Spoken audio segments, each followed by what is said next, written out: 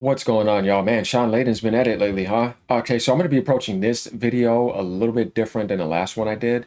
It says Xbox at a Sega-like fork in the road and may stop making consoles, EX PlayStation boss says.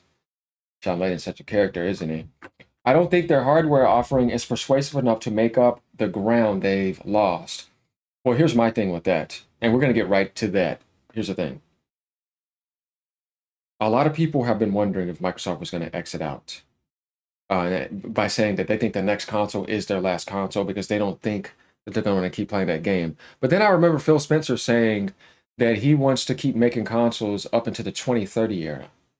You guys don't, you remember? I swear I remember him saying that. I have a really, really good memory and I hardly forget anything. Phil Spencer wants to make consoles in the 2030. It was something like that. Okay, Phil Spencer says he's expressed his desire to continue innovating and producing hardware in the future, including potentially in the 2030s. I told you guys, I don't forget anything. He envisions a future where hardware differentiation is key. I remember him talking about this, allowing players to choose devices based on the capabilities and experiences they prefer. But he's also projecting into like, we'll just always do hybrid PC models and, other hybrid aspects. So Microsoft can stay around like that and it'll be luxury devices in the future that is going to be nice, but the luxury devices will be a better deal than what you can get on PC. Now, if he's talking about traditional consoles, yes, of course.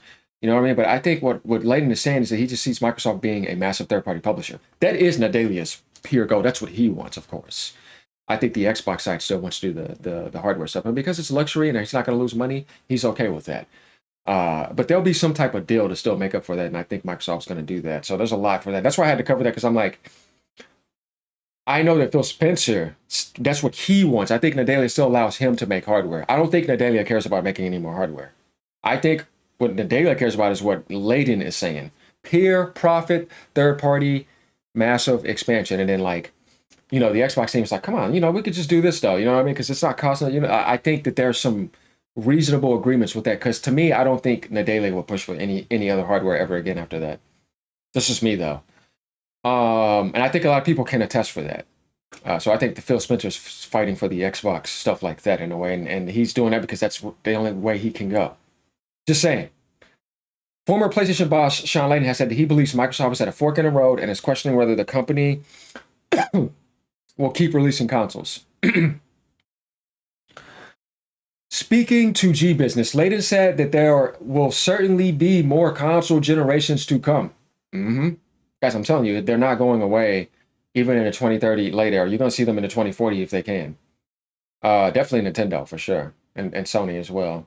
But Microsoft may not be part of that story. Now that could be true though. I'm not denying that. You never know with Microsoft. I see that's where I'm not mad because I'm like, you don't know with them. Like that's a possibility. That's different by saying that their hardware is persuasive enough. I mean, that just depends. Watching what Xbox has been doing recently, I do get Dreamcast flashbacks. He said, referencing how Sega got out the console business after the Dreamcast and became a software company. My thing with this is that Microsoft is approaching things way different than Sega. So, yes, Microsoft came in and took Sega's place, which I'm glad they did, because somebody had to. Um, but their method was more of a power Western approach.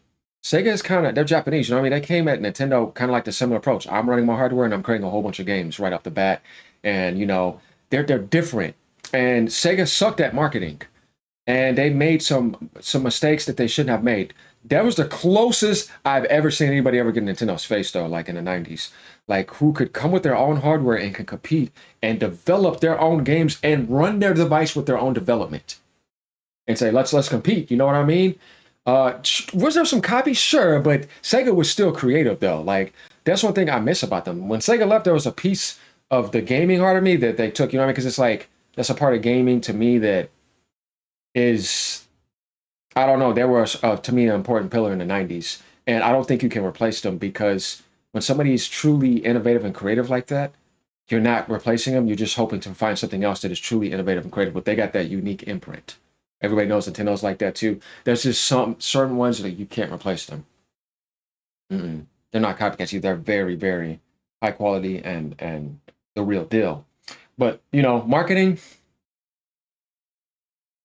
Sega struggled with that.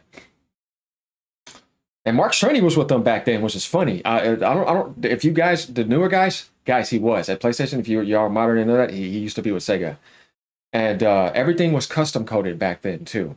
Totally different realm. So we get to the Dreamcast. We know what happened. I'm not going to go deep into the story with Madden and EA and Sony and all of those betrayals and how Sega went down and then Microsoft came in. So Microsoft, like I said, came in with a power approach, and then towards the 360, they carried on some of that Sega networking. I think we can agree with that. But the way they went about things in the long term with the monopolizing, pushing a Call of Duty, Halo, that's not Sega's world. Microsoft is different from Sega. So when they did hit that downfall, like they're talking about now, they think they're being like Sega. They have still the whole entire Microsoft corporation. And even when they came in the industry, they came in as a $100 billion, multi-billion-dollar corporation, right? In the gaming industry, they had so much money, still some of the richest companies in the world. Sega didn't come in there like that. So that's where I feel like where Sega and Microsoft just cannot be the same because they're just too different financially. And even then, when it comes to ideologies and even mythologies and all that, they act differently in a lot of ways. When we want to talk about those facets, what they're trying to say is that they're just going to be in the same situation and put their games everywhere.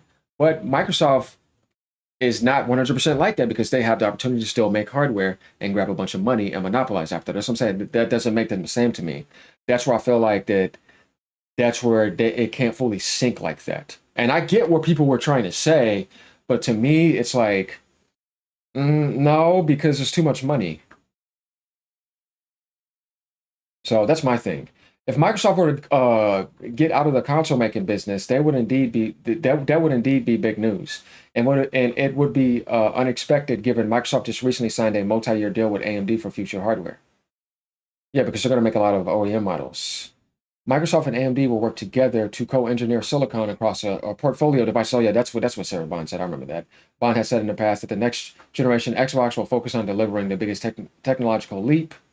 Yeah, if they're going to be using those cores that I've seen them using against the PlayStation, I can believe that. It remains to be seen what that means. However, as some are theorizing that a new Xbox console could be more akin to a gaming PC. Microsoft is also branching out in the handheld space with its partnership with Asus for the upcoming Xbox ROG Ally devices. Layden said he hopes to see some kind of standardization for consoles in the future. And it is his belief that going this way could help the total market for console gaming grow. Yeah, you always want to find ways to grow for sure. Can't we look at the game console business kind of like Blu-ray or cassette or compact disc or any other medium where the industry decided we'll compete on content, but let's standardize on format, he said. And then let's take the format and license it out to everybody who wants to support it. That's what stops the penetration rate of console gaming, I think. Okay, so this type of idea I understand, but Nintendo is always alien when it comes to that type of stuff with this. I get what Layden is saying though. That's the way Sony tried to come to them last time. But some people just like to do things their way and they're just not going to comply with that. I have to say that that's not a bad right by Layden right there. And actually, Layden usually does have some takes, but lately I think he is throwing beef at Microsoft. 100%, and I don't think he's going to stop. If from what I can tell, I think that he's really being very critical about what he thinks, and like all his years at PlayStation, what he saw, this is his way of taking it. He's going to piss off some people. I know he is. I know he's pissing off some people in the Xbox world. There's just no way he wouldn't. For what it's worth, Sony said to be working on a new PlayStation console. While Nintendo just recently released a Switch 2, the company is not likely to give up dedicated hardware anytime soon. That's not happening. They will be the last out of anybody. So the thing is, too, is that Layden said Sega-like fork, right? He didn't say fully Sega. He's about fork in the road. So he's making a lot of symbols and metaphors right here. And then he said may stop making consoles. I wanted to dive into, but one thing about Layden is that he did choose his words carefully to a certain extent. Think about it. Sega-like and may. Layden didn't come in and say Microsoft is Sega in the road and they're about to just stop making consoles. You know, he worded his words pretty carefully. But at the end of the day, yeah, he's pretty aggressive at Microsoft right now. We've been seeing this the past few days for sure. And then like this right here, I don't think their hardware offering is persuasive enough to make up the ground they lost. So what Layden is saying right here is he's saying, well, Microsoft, you're not going to get those 360 numbers, and you're not going to get the Xbox One numbers. This luxury device that you're making, I think you'll have a niche device. But if you think you're going to get the ground that you had with the last, I think he's just trying to be realistic. Yeah, I agree with that. I said I don't think that those consoles can sell 30, 40, 50. Those hardcore aspects, unless Microsoft comes in with like some insane PC deal, and even the PCs market's like, yeah, man, this is a good deal, everybody. Let's get this. And then they end up selling like 10 million that year. If they can do something like that, that would be crazy. You're not gonna see me hating. I may be one of those people to get one that day one. Because right now I said I'm not interested ever after the X and another console again, and I'm just gonna keep upgrading my PC. But if they come out with that console and it beats my PC right now, and if I needed to spend this much to upgrade my PC, and they're saving me $400, something like that, or 500, then I'm like, shit. I think I might be on board with that then, just because it's just a better PC deal, not because it's an Xbox brand. No, I'm all about what's the best deal. With price matching to something else, and okay, yeah, you know what I mean. Not because I have something that gets a brand, I may be pissed off at them, but if it's still a good deal, I will drop that and get the good deal. I'm like that. That's how I am. Unless they did something very terrible to humanity, and then I'm like, yeah, I will never support you again. But as far as I'm concerned, things seem fine. And then guys, we got shit, man. The next 5 days to 2 weeks are going to be nuts. All these games coming to Xbox. All these games coming in general. You got Wukong coming to Xbox. Helldivers coming. The Gears of War Reloaded. It's like, damn, man, it's nonstop coming. Then we got Nintendo coming with the Kirby game. Then we got Lost Soul Aside. They're coming heavy. Get that money ready for Helldivers more than anything. Black Myth Wukong. I don't know. I think that's a mixed bag. Definitely with what happened. Let me know what you guys think about this though, and maybe that too. All right, peace out, y'all. Have a great day. Later.